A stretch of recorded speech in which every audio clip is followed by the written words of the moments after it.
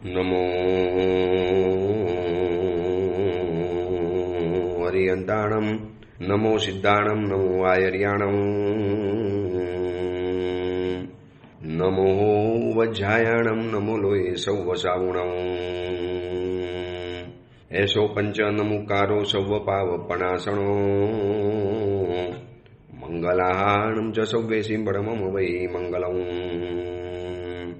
મંગલમ ભગવાન વીરો, મંગલમ ગૌતમ પ્રભુ, મંગલમ સ્થૂલભદ્રાદ્યા, જૈન ધર્મોસ્તુ મંગલમ.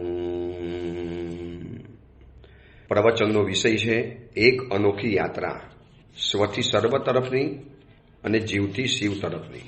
આજથી 1060 વર્ષ પૂર્વે બનેલો 51 ગાથાની અંદરમાં જીવના 563 ભેદોને વર્ણવતો આ જીવિચાર નામનો ગ્રંથ. જગતની અંદરમાં જ્યાં સુધી પણ મોક્ષની અંદરમાં નહીં જઈએ ત્યાં સુધી આ વિશ્વમાં જીવોની સાથે જ રહેવાનું છે. ગમે એટલી કોશિશ કરીશું, જંગલમાં જઈશું, શહેરમાં જઈશું, ગામડાની અંદરમાં જઈશું, પર્વતમાં જઈશું, કોઈ પણ જગ્યાએ જાઓ, માનવ એકલો તો રહી નથી શકવાનો. કદાચ માનવ વગર એકવાર રહી જાય, ચલો માની લીધું, લગ્ન નહીં કરે, પરિવાર નહીં બનાવે, જંગલની એમાં એકલો કુટિયા બનાવીને રહી જશે, ઝૂંપડી બનાવીને. છે આજે એવા ઘણા રહે છે, એવા સાધુ સંન્યાસીઓ પણ છે, હિમાલયની અંદરમાં સિદ્ધ યોગી અને બાબાઓ પણ છે, જે અલગ નિરંજન કરી અને જિંદગી એકલી જીવી નાખે. માનવની સાથે નહીં જીવે, પણ બીજા તો જીવો આવવાના ને, એમનું પણ ભોજન, એમને પણ રહેવા માટેનું મકાન અગર ઝૂંપડાનું બનાવે, લાકડાનું બનાવે તો વનસ્પતિ ગાય આવવાનું, એમનું ભોજન વગેરે લેશે એ પણ વનસ્પતિ ગાય આવવાનું. અરે પહેરવા માટે એકાદ તો લંગોટીની જરૂર પડશે, શરીર ઢાંકવા માટે એકાદ લંગોટી, તો એ પણ વનસ્પતિ ગાયની આવવાની. તો એકલો તો માનવ રહી નથી શકવાનો. મોક્ષની અંદરમાં નહીં જાય ત્યાં સુધી જીવની જરૂર પડવાની છે. ચાહે કોઈ પણ વ્યક્તિ હોય, સંન્યાસી હોય, સમણ ભગવંત હોય. અમે સાધુ જીવનની અંદરમાં છીએ, ભલે અમારો પરિવાર નથી, અમે લગ્ન નથી કર્યા, અમારી પત્ની નથી, પરિવાર નથી, સંતાન નથી, વેવાઈ નથી, સસરા નથી, સાસુ નથી, સાડુભાઈ નથી, આ બધું જ અમારે નથી. પણ ગુરુ શિષ્યનો સંબંધ, સાવક સાવિકાઓના જે પરિચય, એના સાથે ગોચી પાણીનો વ્યવહાર, પ્રવચન વગેરેનો વ્યવહાર, એ આપવા માટેના પુસ્તક, નોટ, પેન, અથવા તો હું એવો હોઉં કે મારે એક પણ શિષ્ય નથી બનાવવો, આપણે એકલા જ રહેવું છે, એકલ વિહારી કરવું છે. ચલો હું એકલો રહ્યો, હું કોઈ સાધુની સાથે ન રહ્યો, માનવ વગર રહ્યો, પણ મને રહેવા માટે પૃથ્વીકાયની જરૂર પડવાની, મકાન પૃથ્વીકાયનું બનવાનું, મને ભોજન માટે વનસ્પતિ ગાયની જરૂર પડવાની, બધું ભોજન વનસ્પતિ ગાય છે. શાસ્ત્રોનો સ્વાધ્યાય કરવા માટે પુસ્તકની જરૂર પડશે, પુસ્તક છે વનસ્પતિ ગાય. ઝાડની છાલમાંથી કાગળ બને છે, અને ઝાડમાંથી કાગળ બન્યા, કાગળમાંથી આ બધા ગ્રંથો છપાયા, એટલે એટલી તો જરૂર પડવાની ને. એક પણ માણસ એવો બતાવો, પૃથ્વીકાય, અપકાય, તેવુકાય, વાવુકાય અને વનસ્પતિકાય, તરસકાય અને સ્થાવરકાય, આ બધા વગર જિંદગી જીવી શકતો હોય, ઇમ્પોસિબલ. માત્ર ને માત્ર સિદ્ધ પરમાત્મા છે, મુક્ત જીવો, જેમને કોઈની જરૂર નથી, અદેહી છે. શરીર છે ત્યાં સુધી બધાની જરૂર પડવાની, કારણ કે શરીરને સાચવવા, ટકાવવા માટે, શરીરને બચાવવા માટે બધાની જરૂર પડવાની છે. હવે જો જીવ વગર નથી રહી શકવાના, જીવની જરૂર પડવાની જ છે. માનવ સિવાયના પણ જીવોની જરૂર પડવાની છે. તો હવે એને બચાવવા, એનો ઉપયોગ પણ સમજીને કરવાનો, એનો ઉપયોગ પણ યત્નપૂર્વક કરવાનો, એનો ઉપયોગ પણ બહુ સોચી સમજી વિચારી અને એકદમ સાચવીને કરવાનો. બસ એ જ શીખવાડે છે આ જીવિચાર. આ જીવિચાર આપણને આ જ સમજાવે છે કે જીવની સાથે જીવો છો તો એવી રીતે જીવો કે જીવનું પણ અસ્તિત્વ ટકી જાય, તમારું પણ અસ્તિત્વ ટકી જાય, તમારું પણ કામ થઈ જાય, એનું પણ કામ થઈ જાય. એટલે ગુજરાતીમાં કહેવત હતી ને, સાપ મરે નહીં અને લાઠી ભાંગે નહીં. બસ આ સિસ્ટમ પ્રમાણે જીવવાનું કે છે જીવ વિચાર. સાપ પણ જીવી જાય અને લાકડી પણ બચી જાય. બસ આ રીતે આ જીવવું એ જીવિચાર છે. અને એની અંદરમાં પંચેન્દ્રિયની જે વાત કરી, એમાં તિર્યંચોની વાત પતી ગઈ, નરકની વાત પતી ગઈ. હવે એક બહોરી દુનિયા, અતિ સુખી, સમૃદ્ધ, વૈભવ, એનાથી ઉભરાતી આ દુનિયા. અહીંયા તપ કર્યો, આરાધના કરી, દાન કર્યું, શીલ કર્યું, પરોપકાર કર્યો, ઉદારતા કરી, આ બધું જ કર્યું. એના કારણે જે પુણ્ય બંધાયું એ પુણ્ય વિશિષ્ટ પ્રકારનું બંધાયું, અને એના કારણે દેવલોકની અંદરમાં જવું પડે. દેવલોકના જે દિવ્ય વૈભવો, એનું અદ્ભુત સૌંદર્ય, દેવતાઓનું સુંદર શરીર, હાડકા, માંસ, ચામડા વગરનું શરીર, બિલકુલ શુદ્ધ સાફ. દેવલોક એટલે એક વિશિષ્ટ દુનિયા છે, એક અજબ ગજબની દુનિયા છે. હવે આ દેવલોકની દુનિયાની અંદરમાં 4 વિભાગ આપણે જોયા: ભવનપતિ, વ્યંતર, જ્યોતિષ અને વૈમાનિક. આ ચારે ચાર દેવતાઓને હવે આપણે વિસ્તારથી જોવા છે. ભવનપતિને આપણે જોયા ને કે 15-25 ભેદ ભવનપતિના, વ્યંતરના 26 ભેદ, જ્યોતિષના 10 ભેદ અને વૈમાનિકના 38 એટલે કે દેવતાઓના 198 ભેદ થયા. હવે આપણે પહેલા નંબરમાં જોવા છે ભવનપતિ. તો 10 પ્રકારના ભવનપતિ છે. અસુરકુમાર, નાગકુમાર, વિદ્યુતકુમાર, સુવર્ણકુમાર, અગ્નિકુમાર, વાયુકુમાર, સ્તનિતકુમાર, ઉદધિકુમાર, દ્વીપકુમાર અને દિક્કુમાર. આ 10 ભવનપતિઓના નામ છે. નામ ફિક્સ, ભવન અને આવાસ ફિક્સ. જેનું જેવું આયુષ્ય એ પ્રમાણે આયુષ્ય ભોગવી ત્યાંથી ચાલી જવાનું. વળી પાછા નવા ભવનપતિ દેવતાઓ આવે. આ સાયકલ અનંતકાળ સુધી ચાલ્યા કરવાની. ભવનપતિઓ નવા દેવો આવતા જાય, જૂનાનું આયુષ્ય પરિપૂર્ણ થતું જાય, ત્યાંથી ચવતા જાય. એ વળી પાછું પોતાનું સંસારનું પરિભ્રમણ આગળ વધારતા જાય. આ રીતે અનંતકાળથી વનથંભ્યો પ્રવાહ, અડક્યા વગરનો નોન સ્ટોપ આ એક પ્રવાહ ચાલ્યો જાય છે. તો આ દેવો મુખ્યતયા ભવનમાં રહે છે, તેથી એમને ભવનપતિ કહેવાય. એના 10 પ્રકાર બતાવ્યા. ભવનપતિ દેવો સામાન્ય રીતે મૃદુ, શુભ ગતિવાળા અને ક્રીડાશીલ હોય છે, અતિશય રમતગમત પ્રિય. આવા કુમારો આમ જોવાની અંદરમાં બિલકુલ કુમાર જેવા દેખાય. બાલક એટલે બાલક પણ નથી અને યુવાન પણ નથી, બંનેની વચલી જે વય છે ને એને કુમાર વય કહેવાય. તો આ કુમાર વયના જેવા મનોહર લાગે એટલે એમના નામના છેડે કુમાર આવે છે.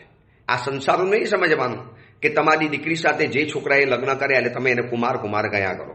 ભાઈ ફલાણા કુમાર અમારા આવવાના છે, કુમાર બોલે એટલે સમજી લેવાનું કે એની દીકરીનો પતિ. આ એ કુમાર નથી, એ તમારા સંસારના કુમાર અલગ. એટલે કેવું આશ્ચર્ય છે, લગ્ન પછી છોકરો કુમાર બને અને કુંવારી કન્યા પત્ની બની જાય. છોકરીની પાછળ કુંવારી ન લાગે, એ છોકરાની પાછળ જ કુમાર લાગે. છોકરીને કુમારી ન કહી શકાય. એટલે આ ભવનપતિ જે કુમાર છે, અસુર કુમાર, વિદ્યુત કુમાર, નાગ કુમાર, સ્તનિત કુમાર, ઉદધિ કુમાર, આ બધા એક કુમાર વયના દેખાય છે. જેટલું આયુષ્ય હોય ત્યાં સુધીની અંદરમાં ન બાલક ન યુવાન એવી કુમાર અવસ્થા છે. એના જેવા મનોહર દેખાય એટલે નામના છેડે કુમાર શબ્દ આવે છે. આ 10 ભવનપતિ પૈકી અસુર કુમાર મોટા ભાગે આવાસોમાં રહે, ક્વચિત ભવનોની અંદરમાં રહે છે. જ્યારે નાગકુમાર આદિ બધા ભવનપતિઓ મોટા ભાગે ભવનની અંદરમાં રહે અને ક્યારેક આવાસની અંદરમાં રહે. હવે ભવન અને આવાસ એમાં શું ફરક પડે? તો આવાસ છે ને મોટા મંડપ જેવા હોય અને મણિ તથા રત્નના દીપક વડેથી એની દિશાઓ પ્રકાશિત થયેલી હોય, એવા વિશિષ્ટ પ્રકારના હોય. જ્યારે ભવનો બહારથી ગોળ અને અંદરથી ચોરસ અને નીચેથી કમરની કર્ણિકા જેવા હોય. આવા બધા એ લોકોના ભવનો હોય. તો કોઈક આવાસમાં રહે, કોઈ ભવનની અંદરમાં રહે. જેમ આજે નથી હોતું સંસારમાં, કોઈ ફ્લેટમાં રહે છે, કોઈ બંગલામાં રહે છે, કોઈ ટેનામેન્ટમાં રહે છે, કોઈ પછી કોઈ એવા પ્રકારના મકાનોની, કોઈ ચાલીની અંદરમાં રહે છે. આ બધા જે મકાનોના પ્રકાર છે આપણામાં, એવી રીતે એ લોકોમાં આવાસ અને ભવન કહેવાય. હવે ભવનપતિ દેવતાઓ રત્નપ્રભા જે પૃથ્વી છે 1,80,000 યોજન પ્રમાણ જે જાડી, એનો જે ઉપરનો જે થર 1,000 યોજન, એને બાર કરતા વચનું જે 1,78,000 1,78,000 એટલા જે યોજનના હોય છે. તો રત્નપ્રભા પૃથ્વીની અંદરમાં પહેલી નરકના જીવો રહેવાના એના 13 પ્રતર છે, જે આપણે આગળ જોયું નરકની અંદરમાં, અને એના 12 આંતરા છે. તો તે 12 આંતરામાં ઉપર નીચેના એક આંતરાને છોડી અને વચ્ચેના 10 આંતરામાં ક્રમશઃ ભવનપતિના અસંખ્ય આવાસો આવેલા છે. જે આપણે નરકના જે પ્રતરને જે આવાસો જોયા ને, એની વચલી અંદરમાં એક ભવનપતિના આવાસો આવે. નાગકુમારની અસંખ્ય દેવતાઓ, બધા જ નાગકુમાર જ કહેવાય, બધા ઉદધિ કુમાર જ કહેવાય, બધા સ્તનિત કુમાર જ કહેવાય. નામ ફિક્સ, આવાસ ફિક્સ, જગ્યા ફિક્સ, ખાલી જીવ બદલાયા કરે. આની અંદરમાં જીવો બદલાયા કરે. હવે આ ભવનપતિ થયા. હવે એમાં પરમાધામી દેવો જે પરમ અધમ કક્ષાના હોય છે, માટે નામ પડ્યું છે પરમાધામી દેવ. છે બધા ભવ્ય જીવ, આજે નહીં તો કાલે આ બધા મોક્ષમાં તો જવાના. યાદ રાખજો, પરમાધામી પણ અભવ્ય જીવ નથી બની શકતો. અભવ્ય જીવની તો કોઈ જગ્યાએ સ્થાન જ નથી આવતું. ભવ્ય જીવ જ પરમાધામી બની શકે. પણ છે અત્યારે પરમ અધમ અને પરમ અધર્મને સેવન કરનારા હોવાથી એને પરમાધામી કહેવાય. એવા એના 15 પ્રકાર છે. અંબ, અંબરીશ, શ્યામ, શબલ, રુદ્ર, ઉપરુદ્ર, કાલ, મહાકાલ, ધન, કુમ, પછી વૈતરણી, વ્યાકુલ અને મહાઘોષ અને ખરસ્વર. આવા 15 પ્રકારના પરમાધામી છે. દરેકના કામ અલગ અલગ હોય. અંબરીશ જીવ શું કરે? નરકના જીવોને ભઠ્ઠીની અંદરમાં પાપડની જેમ શેકે. જેમ કેમ રસોઈયા મહારાજ આમ ચીપિયાથી પાપડ અને ખીચિયાને પકડે અને કેમ સઘળા ઉપર શેકે છે, ઘણીવાર મોટા મોટા આંબીલ હોય ને ત્યારે આવી રીતે શેકવાનું જે બને છે. તો અંબરીશનું આ કામ છે. અંબ શું કરે છે? નારકોને ઊંચા કરીને પછાડે છે. પછી સબલનું કામ શું હોય છે? નરકના જીવોના આંતરડા, હૃદય વગેરેને ભેદી નાખે છે. હવે શ્યામનું કામ શું હોય છે? નરકના જીવોને તીક્ષ્ણ શસ્ત્રોથી છેદવાનું કામ કરે છે. રૌદ્ર નામના જે પરમાધામી છે એ નરકના જીવોને ભાલા વગેરેની અંદરમાં પરોવી લે છે. જેમ માલી હોય અને કેવા સોયાની અંદરમાં ફૂલોને પરોવી લે છે. હવે જે રૌદ્ર છે એ ભાલામાં પરોવી લે છે. ઉપરૌદ્ર છે એ નરકના જીવોને અંગ ઉપાંગને તોડી નાખે છે. એના હાથ, પગ, માથું, કાન, નાક આ બધું તોડીને સાફ કરી નાખે. હવે અસીપત્ર નામનો જે છે એ તલવારના જેવા આકારવાળા પત્રોનું વન વિકુરવે અને એની અંદરમાં નરકના જીવોને ફેંકી દે. તલવાર જાણે બધી તલવાર ઉગી હોય એવા પ્રકારના ઝાડ બનાવે અને એમાં જીવને સીધો ફંગોરે, સીધો ફેંકે એટલે જીવો એનાથી કપાઈ જાય. આ કામ છે અસીપત્રનું. પછી ધનુષ્યમાંથી છોડેલા અર્ધચંદ્ર આદિ વગરના બાણ બનાવે અને એનાથી લોકોના ગળા વગેરે કાપી નાખે. કુંભ શું કરે? નરકના જીવોને કુંભની અંદરમાં પકાવે છે. મહાકાલ નરકના જીવોના શરીરમાંથી માંસના ટુકડા કાપી પાછો એને જ ખવડાવે. આપણું માંસ આપણને જ ખવડાવે. આ કામ છે મહાકાલનું. કાલ નરકના જીવોને અગ્નિકુંડની અંદરમાં પકાવે છે. વૈતરણી નામનો જે પરમાધામી છે એ ઉકળતા લોહી, પરુ વગેરેની આખી નદી બનાવે અને એની અંદરમાં જીવોને તણાવી નાખે. વાકુલ નામનો શું કરે છે પરમાધામી? કદંબ પુષ્પના આકારવાળા રેતીની અંદરમાં જીવોને ભૂંજી નાખે. મહાઘોષ નાસી છૂટવાની જે તૈયારી કરતો હોય જે જીવ એને બૂમ પાડીને રોકવાનું કામ કરે છે. મહાઘોષ મોટા અવાજે બોલે. અને ખરસ્વર વજ્રના કાંટાને લીધે ભયંકર એવા સાલમની વૃક્ષ બનાવી અને એની ઉપર જીવોને ચડાવી દે, એનાથી જીવોને ખેંચે. આ 15 પરમાધામીઓની આ ડ્યુટી ફિક્સ છે. નરકની અંદરમાં આ જ ડ્યુટી એ લોકોએ બજાવવાની, આ જ કામ એ લોકોએ કરવાનું. ક્રૂર મનોવૃત્તિવાળા હોય. પ્રથમ 3 નરકની અંદરમાં જીવોને ત્રાસ આપીને આનંદ મેળવનાર આ પરમાધામી હોય. આથી જ અસુર કુમાર જાતિના દેવ હોવા છતાં એને પરમાધામી કહેવાય છે. આની પાછળ કુમાર નથી લાગતું. છે અસુર કુમારની જાતિના જ દેવો પણ પરમ અધર્મી, મહાક્રૂર. આ ભવની અંદરમાં જે અતિશય ક્રૂર હોય, અતિશય આર્ત ધ્યાન, અતિશય ક્રોધ, અતિ ભયંકર માન માયા કરનારા હોય એ આ બધા પરમાધામી બને. મિથ્યાત્વી હોવા છતાં પણ ભવ્ય છે મિથ્યાત્વી પણ જીવો ભવ્ય છે. ગમે ત્યારે આ લોકો મોક્ષમાં જવાના. બીજાને ત્રાસ આપવાની પોતાની જીવનભરની વૃત્તિ અને પ્રવૃત્તિના કારણે હવે ઘણાને મનમાં એવો સવાલ થાય છે, આ દેવોની દુનિયા બહુ જાણવા જેવી છે, બહુ વૈવિધ્યભરી છે કે અસુરકુમાર ભવનપતિ દેવતાઓની સાથે આવો એક પરમાધામી જે દેવ છે.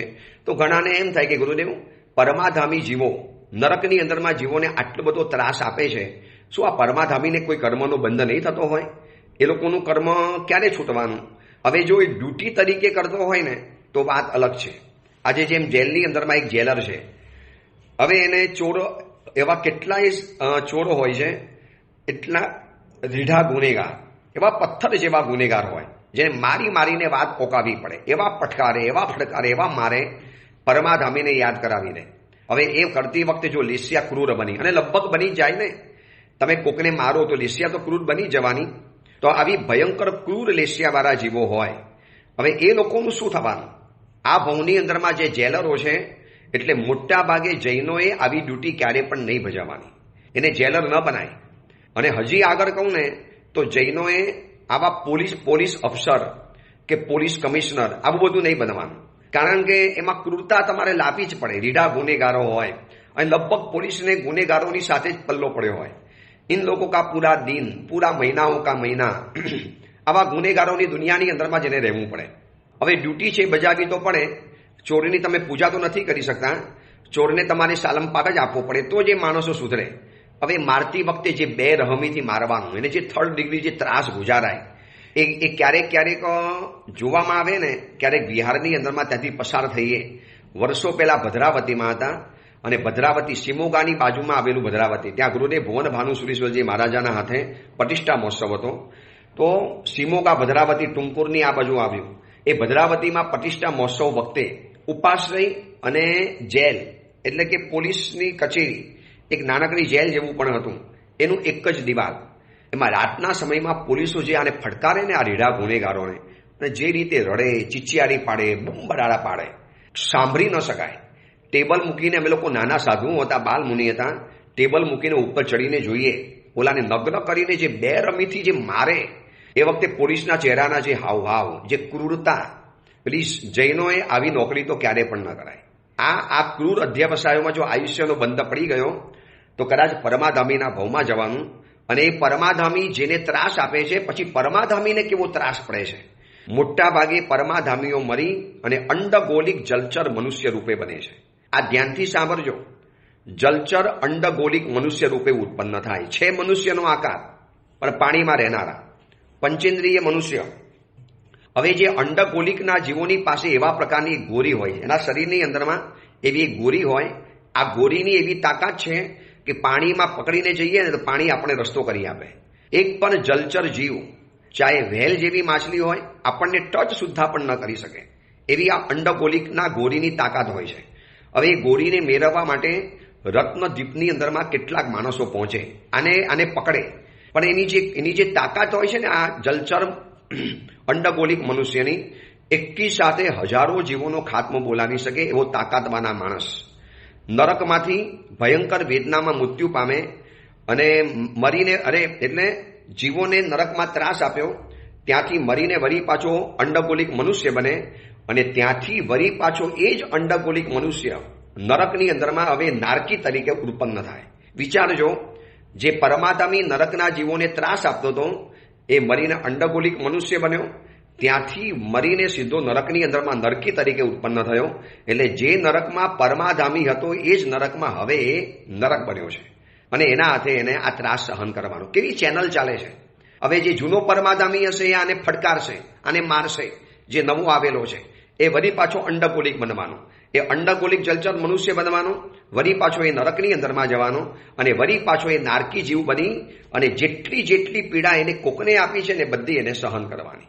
કેવી આ કર્મોની દુનિયા છે, કેવું આ સંસારનું વિકટ પરિભ્રમણ, કેવી આ સંસાર અટવીની જટિલતા. ક્યારે બધું આમાંથી છૂટીશું એ જ ખબર નથી પડતી.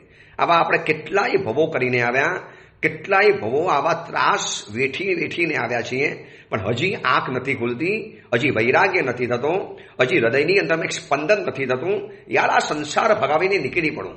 કેવા બધા જન્મો કરવાના, કેવા બધા સંસાર વર્ણના ચક્કરોમાં ભવ્યા કરવાનું.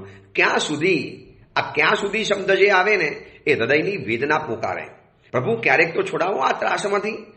આ જન્મ મરણના ચક્કર, આવા અંડગોલિક મનુષ્ય બનવાનું, નરકમાં જવાનું, વળી પાછું પરમાધામી બનવાનું, પરમાધામી બનીને વળી પાછું અંડગોલિક મનુષ્ય બનવાનું. હવે આ અંડગોલિક મનુષ્યનું જે મોત છે ને એ જાણવા જેવું છે. હવે શું થાય છે?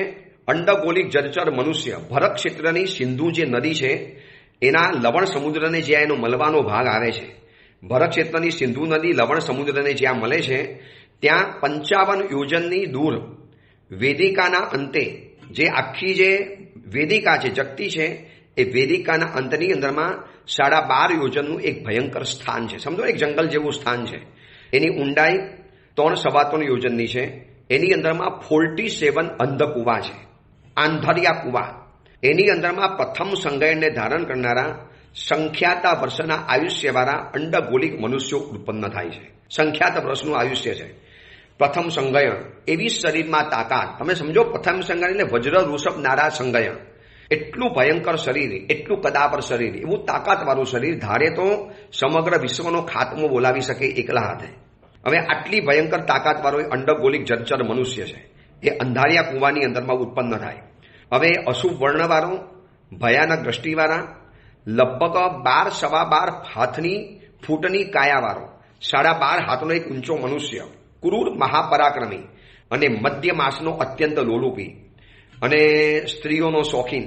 આ જલચર મનુષ્ય છે, પાણી મારે છે, પણ સ્ત્રીઓનો ભયંકર શોખીન, મધ્ય માંસ ખાવાના, મનુષ્યના રૂપની અંદરમાં પાણીની અંદરમાં પડ્યા રહેવાનું, અને શરીરની અસીમ તાકાત. અસીમ એટલે જેનું વર્ણન ન કરી શકાય. હવે એના શરીરના એક ભાગની અંદરમાં, એના શરીરનો જે ગુપ્ત ભાગ હોય એમાં એક અંડગોલી થાય. આ અંડગોલી ચમડી ગાયના પૂંછડાના વારની અંદરમાં ગૂંથીને જો કાનમાં લટકાવવામાં આવે, સમુદ્રમાં કૂદી પડે ને તો પણ ન નડું. મેં તમને આગળ બતાવ્યું ને, જલચર જંતુઓ એનું કશું જ ન બગાડી શકે. આવી એ જ ગોરીની તાકાત છે. પાણીમાં તમે ચાલી શકો, જલચર જીવો તમારો વાર વાંકો ન કરી શકે. તમે વ્હેલ માછલાને તમે પકડો ને, અતિ ક્રૂર કક્ષાની જે વ્હેલ માછલી હોય એની સામે તમે જઈને ઉભા રહી જાઓ, કશું ન કરે. કાચબા, મગરમચ્છ તમારું બગાડી ન શકે. હવે એ ગોરીને મેળવવા માટે રત્નદ્વીપના મનુષ્યો માછના ઘડે ઘડા, તુંબડે તુંબડા ભરીને લઈ જાય. એને ખબર છે કે આ અંડગોલિક મનુષ્ય અહીંયા ઉત્પન્ન થાય છે અને રત્નદ્વીપના મનુષ્યોને આ અંડગોલિકની જરૂર છે, જેની બજારની અંદરમાં અબજો રૂપિયાની કિંમત હોય છે, અબજો રૂપિયાની. આજની તારીખમાં આવી અંડગોલિક જો ગોરી આવી જાય હિન્દુસ્તાનના બજારની અંદરમાં, આમ કરોડો અબજો રૂપિયાનું બજેટ એની સામે ઝાંકવું પડી જાય. તમારે સબમરીનની જરૂર નહીં, શિપની જરૂર નહીં, કોઈ ક્રુઝની જરૂર નહીં. તમે સીધા જ અહીંયાથી ચાલીને અમેરિકા દરિયા ઉપર ચાલીને જઈ શકો. તમે ડૂબો નહીં, પાણી ઉપર ચાલી શકો. આવી તાકાત ધરાવનારી આ અંડગોલિક હોય છે. હવે માંસના મદિરાના તુંબડે તુંબડા ભરીને લઈ આવે. હવે જે લોલુપ જે જીવ છે ને, જલચર અંડગોલિક મનુષ્ય જ્યાં ઉત્પન્ન, એ લોકોને ખબર હોય છે કે આ જગ્યાએ ઉત્પન્ન થાય છે, ત્યાં બધા ઘડા ગોઠવી દે. આમ ઢગલે ઢગલા માંસ બધું આપી દે. અને એક મોટી ભયંકર પથ્થરોમાંથી બનેલી એવી ઘંટી હોય. એ ઘંટીના વચલા પડની અંદરમાં મદ્ય, માંસ, મદિરા એવું ઠાંસીને ભરે અને આખી ઘંટીને આ માંસથી ઢાંકી દે. હવે આ અંડગોલિક મનુષ્યને એની ગંધ આવે એટલે ખાવા માટે બહાર આવે. સામેથી આવા તુંબડા ભરીને મધ્ય માંસ ખાવા માટે મળે, આરોગવા માટે મળે, પેટ ભરીને ખાય. હજી આગળ સુગંધ આવે એટલે આગળ વધે. જોજો આની ક્રૂરતા, જોજો આગળ વધે. અને જ્યાં ઘંટીના દર પાસે આવે માણસો છુપાઈને રહેલા છે. જો સહેજ ચૂક થઈ અને આ જો જલચર અંડગોલિકના હાથમાં જો આ જીવો આવી ગયા ને, હાડકા સાથે એને ખાઈ જાય, હાડકા સાથે. એટલો ક્રૂર હોય, એટલો અધમ હોય અને એટલો રાક્ષસ જેવો હોય. એવી એની રાક્ષસી તાકાત. હજારો હાથીઓ ભેગા થાય અને એવી તાકાત એની પાસે હોય. હવે આની પાસે છટકું ગોઠવે. એ ધીરે ધીરે ઘંટીના પડ પાસે આવે. એક ઘંટીનું પડ નીચે બિછાવેલું હોય, બીજું ઊભું રાખેલું હોય, એને મધ્ય માંસથી ઢાંકી દીધેલું હોય અને હજી વધુ મધ્ય માંસ ખાવા માટે ઘંટીની અંદરમાં ઉતરે. એટલી વિરાટકાય ઘંટી હોય અને એના એટલા બધા મધ્ય માંસ ભરેલા હોય. એ ખાવા માટે જેવો અંદરમાં જાય, શરૂઆતમાં 10 દિવસ તો કાંઈ ન કરે, ખાવાને પેટ ભરીને. એટલું બધું ભરેલું છે, ખાધે ન ખૂટે. બોલો, 2 હાથે ખાધે જ જાય. પછી જેવો બરોબર વચની અંદરમાં આવી જાય, ઓછું થાય એટલે વચમાં આવે ને, એટલે ધીરે રહીને આ મનુષ્યો એ ઘંટીનું પડ એની ઉપર ફેંકે. જો એ ફેંકવાની પણ પદ્ધતિ છે. જો ફેંકતા આવડ્યું તો આવડ્યું, પણ જો ફેંકતા ન આવડ્યું તો આની તાકાત એવી હોય છે કે એવા પૈડાને ફગાવીને બહાર આવે ને પછી આ મનુષ્યોને જોવે એટલે એ લોકોની કટલેઆમ મચાવી નાખે. આવું તો કેટલી વાર કટલેઆમ મચેલી છે. પણ નસીબ જોગે એ બરોબર ઘંટીના પડમાં આવી ગયો અને બરોબર એના માથા ઉપર ઘંટીનું પડ ફિટ થઈ ગયું. પછી કશું ન થાય. પછી શું કરે, એને બરોબર ગોળ ફેરવે ઘંટીના પડને. તમે વિચારો છો, લોકપ્રકાશ, પન્નવણા, આ જીવિચાર જેવા ગ્રંથોની અંદરમાં લખ્યું છે કે આની અંદરમાં એને 1 વર્ષ સુધી અંદરમાં પીલવામાં આવે. 1 વર્ષ સુધી, ત્યારે મોત પામે. એના હાડકા વજ્ર ઋષભનારા સંગયણ હોય, પ્રથમ સંગયણ. એની બલિષ્ઠ કાયા. 1 વર્ષ સુધી હજારો માણસો આ ઘંટીના પડને ગોળ ફેરવે અને શરૂઆતમાં તો એને કોઈ પીડા જ ન થાય. એની ચામડી જેવી ગેંડા છાપ છે ને, કંઈ અસર જ ન થાય. પણ આ મનુષ્ય ઉપર બેસી જાય. જો સહેજ ચૂક થઈ અને આ જો બહાર આવ્યો ને તો બધાના પાર વાગી જાય. એકલા હાથે બધાને પહોંચી વળે. એને કોઈ અસ્ત્ર લાગી જ ન શકે. અને આ ઘંટીની અંદરમાં પીલે, 1 વર્ષ સુધી પીલે. એક ખાવાની સંજ્ઞા ખાતર બચારો અંદરમાં તો ગયો, મધ્ય માંસ આરોગી લીધું અને બરોબર 1 વર્ષ સુધી પીલવાની અંદરમાં આવે. ગોળ ફેરવે ત્યારે માણ એ મરે. એટલી ભયંકર પીડા, એટલો ત્રાસ. એને પરમાધામી તરીકે જે ત્રાસ આપેલો હતો ને, બધો અહીંયા વસૂલ કરવાનો. કારી લેસ્યા, કૃષ્ણ લેસ્યા, ભયંકર ક્રોધ કરે, ચિચિયારીઓ પાડે. બહાર આવવાનો, નાલાયકો, ગાર બોલે. પણ એમાં એ મરી જાય છે અને આવી કાતિલ લેસ્યાની અંદરમાં મરે છે. મરીને વરી પાછો એ નરકની અંદરમાં નરકના જીવ તરીકે ઉત્પન્ન થાય. કેવી કમનસીબી! આ સાંભળ્યા પછી આપણને કેવી અરેરાટી થાય. બચારાને પરમાધામી બનવું પડ્યું. એટલે આ ભવની અંદરમાં ક્રૂરતા કરી માટે કુદરતે એને પરમાધામી બનાવ્યો. ત્યાં એને જીવોને મારવાની ડ્યુટી બજાવી. એના પાપ તરીકે અંડગોલિક મનુષ્ય બન્યો. હવે અંડગોલિક મનુષ્યના ભવની અંદરમાં જે મધ્ય માંસ, મદિરા, પરસ્તી ગમન કર્યું, એના જે પાપ થયા, આવો મોતનો બદલો ચૂકવાયો. મરીને વરી પાછો નરકમાંથી આવ્યો, અહીંયા ત્રાસ સહન કર્યો, વરી પાછો નરકની અંદરમાં ઉત્પન્ન થઈ ગયો. કેવી આ સાયકલ છે, કેવી આ ભવભ્રમણની ભયંકર યાત્રા છે. આમ સાંભળીને ત્રાસ છૂટી જાય કે પ્રભુ આપે આ બધું અમને જીવિચારમાં બતાવ્યું. ખરેખર પ્રભુ અમના હૃદયની અંદરમાં અસીમ આનંદ છે. અમે બચાવવા માટે પ્રભુ આપે કેટલી બધી દેશનાઓ આપી, કેટલી બધી આ બધી વાતો બતાવી, અને આ મરીને નરકની અંદરમાં જાય. બસ આ પરમાધામી કહેવાય છે. અને આ પરમાધામીનો જીવ અંડગોલિક જલચર મનુષ્ય બને. આમ છે એક જાતનો અસુર કુમાર, એટલે આવા દેવતાઓના જીવનની અંદરમાં આવે.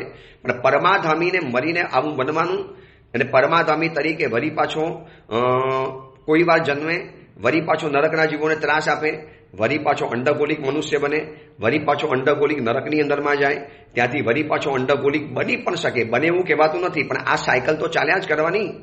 એટલા માટે આ જીવિચાર ભણવાના છે કે આ બધા જીવોને બચાવી અને હું મારો સંસાર સમાપ્ત કરી નાખું. નથી રહેવું આ સંસારની અંદરમાં વધારે. આ સાંભળ્યા પછી કેવો ત્રાસ થાય, હૃદયની અંદરમાં એક વૈરાગ્યની જ્યોત પેદા થઈ જાય. ક્યારે આ સંસાર ભગાવીને નીકળી પડું, ક્યારે આ સંસારને સમાપ્ત કરી નાખું. એટલે આપણે આ જોયા ભવનપતિ, અહીં જોયા. હવે આપણે જોવા છે વાણવંતર. ભવનપતિના દેવતાઓની અંદરમાં પરમાધામીનું એક અલગ ચેપ્ટર જોયું. હવે જોવું છે વાણવંતર. આ 8 પ્રકારના વાણવંતર કહેવાય છે. રત્નપ્રભા નામની નરક, એ નરકની પૃથ્વીના 1,80,000 યોજનનો જે જાડો થર, એમાં ઉપર નીચે 1000 છોડી દેવાના, એટલે ઉપર નીચેના 100 યોજન છોડી દેવાના. અને એની અંદરમાં 800 યોજનમાં વ્યંતર દેવતાઓના અસંખ્ય નગરો છે અને આવાસો છે. અને આ બધાની અંદરમાં 8 પ્રકારના વાણવંત્ર છે: પિશાચ, ભૂત, યક્ષ, રાક્ષસ, કિન્નર, કિમપુરુષ, મહોરક અને ગંધર્વ. જે આપણે ભૂતોની દુનિયા કહીએ છીએ ને, જે ભૂત વર્ગે છે, જે ભૂત આવે છે, તો હકીકતમાં ભૂત છે કે નથી? શાસ્ત્રીય અપેક્ષાએ જોવા જઈએ તો ભૂત છે. ભૂતોની નામની દુનિયા છે. આ રાક્ષસો પણ છે, પિશાચો પણ છે. એમાં જે કિમપુરુષ, કિન્નર, આ બધા જે છે ને, ગંધર્વ વગેરે, એ તો બધા એકદમ સંગીતના શોખીન. એ લોકો આવું બધું ન કરે. ખાલી વધારે હેરાન કોણ કરે છે? પિશાચ, ભૂત અને રાક્ષસ. યક્ષ પણ કોઈક જગ્યાએ મંદિરમાં જઈને સહાય વગેરે કરે. હવે આ બધા ભવનપતિના આવાસોની અંદરમાં જ કહેવાય છે. પણ આ બધા વ્યંતર અને વાણવ્યંતર, વ્યંતર દેવતાની જ એક જાતિ છે, એ પણ એને વાણવ્યંતર તરીકે કહેવાય. એ 8 પ્રકારના આવે છે. એટલે આમાંથી ભૂત વગેરે જે કહેવાય છે, હકીકતમાં ભૂત હોય છે, ભૂત વર્ગે છે. હવે કોને વર્ગે ભૂત ખબર છે? એકદમ સારા કપડાં પહેરીને ગયા હોય. અને હું તમને કંઈ ડરાવવા માટે નથી કહેતો, પણ મેં જેટલું વાંચ્યું છે, મને જેટલી ખબર છે, મેં જેટલા રેફરન્સ જાણ્યા છે, એમાં આમ લખ્યું છે, કાળા કલરના કપડાં જે પહેરે એને ભૂત વધારે પરેશાન કરે. એ લોકોને કાળો કલર નથી ગમતો. એટલે ખબર છે ને કે મહોત્સવની અંદરમાં બોર્ડ મારે છે કે કાળા કપડાં પહેરીને અંદરમાં નહીં આવવાનું. અંજન સલાકા પ્રતિષ્ઠાના મહોત્સવમાં તમે ક્યારેક બોર્ડ એવું વાંચ્યું હશે. તો એ લોકોને કાળા કપડાં નથી ગમતા. પણ કમનસીબી એવી છે કે આજના 90% યુવાનોના જીન્સ 90% લગભગ બ્લેક કલરના હોય છે. જીન્સ, ટી શર્ટ બ્લેક કલરના, અથવા તો ઉપરનું ટી શર્ટનો કલર બદલાયા કરે. 90%. હું તો મુંબઈમાં 15 ચોમાસા કરીને આવ્યો છું. મેં કેટલાય દીકરા દીકરીઓને નજીકથી ઓળખું છું, જાણું છું. આવતા હતા લગભગ એ લોકોના, અને કોલેજમાંથી જ્યારે વિહારમાં પસાર થઈએ, 90% લોકોના જીન્સ કાળા કલરના હોય. હવે છૂટા વાર રાખેલા હોય, કાળા વસ્ત્રો પહેરેલા હોય, એમાં કાળું જીન્સ અને ટી શર્ટ પહેરેલું હોય, મોબાઈલના કવર પણ કાળા હોય, માથાના વાળ પણ કાળા હોય. હવે 4 રસ્તા ઉપર હસતા જાય. 4 રસ્તા ઉપર નહીં હસવાનું. જ્યાં 4 રસ્તા ભેગા થાય, ચોપાટી કહેવાય, જ્યાં સર્કલ કહેવાય, ત્યાં બોલે ને, એ જલ્દી આવને, કેટલી વાર લાગે? તો આવા જીવો ત્યાં ફરતા હોય, તમારા શરીરમાં આવી જાય. પછી તમારી સાત્વિકતા જોઈને એકવાર બહાર નીકળી જાય. તમારા શરીરમાં રહી નથી શકતા સાત્વિકતા જોઈને. તપસ્યા કરો, આરાધના કરો, નવકારનો જાપ કરો, કોઈ ગુરુએ આશીર્વાદ આપેલા હોય, પણ સાત્વિકતા ન હોય તો જીવ શરીરમાં ઘૂસી અને એની વાસના એ આપણા શરીર દ્વારા પૂરી કરે. આ ભૂત, પિશાચ અને રાક્ષસ, આ 3 જણા આવું કરે છે. જે આજે પછી કોઈ જોગી જોગાડ પાસે જમવું પડે, ભુવા પાસે જમવું પડે, અને પછી ડાકલા વગાડે જે બધા ભૂત કાઢે છે, આ બધા મલિન તત્વો. આ મલિન જીવોને આવું જ ગમે. હસતા ખીલતા, ખાલી મકાન પડ્યું, ખાલી દેરાસર પડ્યું, અવાવરી જગ્યા પડી, કોઈ ખંડેર મકાન પડ્યું, અને એની અંદરમાં ઘૂસી જાય. કોઈ સારું ઝાડ દેખાય તો ત્યાં પણ પ્રવેશ કરી જાય. આ ડરવાની વાત નથી. જો આપણી અંદરમાં સાત્વિકતા હશે તો આવા કોઈ ભૂત આપણને પરેશાન ન કરી શકે. પણ સાત્વિકતા નહીં હોય, પૂજા, જિનાલય, ચોવ્યાર, દિવ્યાર, કંદમૂળનો ત્યાગ, એકાર નવકાર મંત્રની મહામાલા, કોઈ ગુરુ ભગવંતના આશીર્વાદ, માતા પિતાના આશીર્વાદ, આવી કોઈ દિવ્ય સાત્વિકતા અગર હશે તો તમારો વાંધો નહીં આવે. પણ બાકી ન હોય, તો આ બધા વાણ વ્યંતરો પરેશાન કરી શકે છે. હવે આવે છે વ્યંતર. વ્યંતર દેખાયના પણ દેવતાઓ હોય છે. વ્યંતર એટલે વિગત અંતર, મનુષ્યોથી જેનું અંતર લગભગ નથી હોતું, જે આપણી સાથે લગભગ ફરતા હોય છે. ઉત્પન્ન થાય ની છે, પણ અતિશય કુતૂહલ હોય, અતિશય દુનિયા જોવાની ઈચ્છાઓ હોય, અને આવા કુતૂહલી દેવતાઓ આંટા ફેરા કરતા જ હોય. પોતાનું ભવન છોડીને ઉપર આવી જાય, પછી અહીંયા કોઈ નગર, કોઈ કિલ્લો, કોઈ આવાસ, કોઈ મકાન, કોઈનું ઘર, કોઈનું સારું શરીર, આવી રીતે નવરાત્રિના ગરબા રમવા ગયા હોય. એટલે તમે જોજો, નવરાત્રિના ગરબાની અંદરમાં 4 રસ્તા ઉપર ઓલું માટલું, સાવરણું કે ખીર નાખીને ફેંકી દીધી હોય. એવી જગ્યા ઉપર છે ને હસવાનું નહીં, બોલવાનું નહીં, એ જગ્યાને ક્રોસ નહીં કરવાની, એને ઓળંગવાનું નહીં. આવડું ત્યાં બહુ એવું નહીં કહેવાનું, આવને જલ્દી યાર, કેટલી વાર લાગે, તમે ફોનમાં વાત કરતા કરતા રસ્તામાં જાઓ છો અને એ જગ્યા પર જોશથી બોલ્યા, અરે આવી જાને ભાઈ, હવે પૂછવાનું શું હતું, બસ આવું તમે બોલો ને એટલે એને લાગે કે આ મને આમંત્રણ મળ્યું અને અંદરમાં ઘૂસી જાય. આ બધું ધ્યાનમાં રાખવા જેવું હોય છે. તો પોતાના સ્થાનમાં ઉત્પન્ન થયા પછી આ દેવતાઓમાંથી કેટલાક લોકો ત્યાં જ રહી જાય, કેટલાક લોકો ઉધ્વલોક એટલે કે તીર્છા લોકમાં, એટલે આપણી દુનિયાની અંદરમાં આવી જાય. પછી અહીંયા કોઈ દેવાલય, ગિરી પર્વત, એવા કોઈ સ્થાન, સારી ગુફા, કોઈ દેવનું મંદિર, એમાં જાય, એ માને કે મારી પૂજા થાય છે, અને પછી ત્યાં પોતાની શક્તિ પ્રમાણે એની મનોકામના પરિપૂર્ણ કરે. નથી હોતો આજે ઘણી જગ્યામાં આની માનતા રાખી તો અમારી કામના પૂરી થઈ. તો આવા કોઈ વાણ વ્યંતર દેવતાઓ ત્યાં બેસી ગયા અને ત્યાં પછી પરચો પૂરો કરે, અને પરચો પૂરો કરે ને એટલે એની પૂજા થાય. પૂજા થાય એટલે ખુશ થાય કે હાસ મારી પૂજા તો થાય છે. તો આવા કેટલાક વ્યંતરો તીર્થંકર, ચક્રવર્તી, વાસુદેવ વગેરે ઉત્તમ પુરુષોની સેવામાં લાગુ પડે. કેટલાક લોકો મનુષ્યના શરીરમાં ઘૂસી જાય, મનુષ્યોના ઘરમાં રહી જાય, જ્યાં જ્યાં એને સારી જગ્યા મળી ત્યાં રહી જાય. કેટલાક સમવસરમાં જઈને ભગવાનની ભક્તિ પણ કરે, કેટલાક સમવસરની અંદરમાં જઈને દેવી દેવતાઓ બની અને 23 તીર્થંકર પરમાત્માના યક્ષ યક્ષિણી પણ બની જાય. આ બધા આમાંથી જ બને છે. આ ભવની અંદરમાં જેવા આવીશું એવા પ્રકારના આવનાર ભવમાં દેવ બનવાનું છે. દેવોની દુનિયા એટલે કંઈ બધી સારી નથી, બધું ત્યાં કંઈ સારામાં સારું નથી, ત્યાં પણ ખરાબ તો છે જ. તો આપણે ભવનપતિ જોયું, વ્યંતર જોયા, વાણવંતર જોયા. હવે આગળના દેવતાઓનો આપણે જોવો છે ઇતિહાસ. અદ્ભુત આ દેવોની દુનિયા છે. આપણે વિસ્તારથી જોઈશું. ખરેખર જાણવા જેવી આ દુનિયા છે. આ જાણ્યા પછી લાગશે કેટલી વિરાટ દેવોની દુનિયા અને કેવી અદ્ભુત દુનિયા છે. ચલો એ અંગેની બીજી મહત્વની વાત આપણે આવતીકાલે કરીશું. એ જ મંગલ કામના, મંગલ ભાવના. જીનાગના વિરુદ્ધ કાંઈ પણ બોલાયું હોય તો મિચ્છામી દુક્કડમ.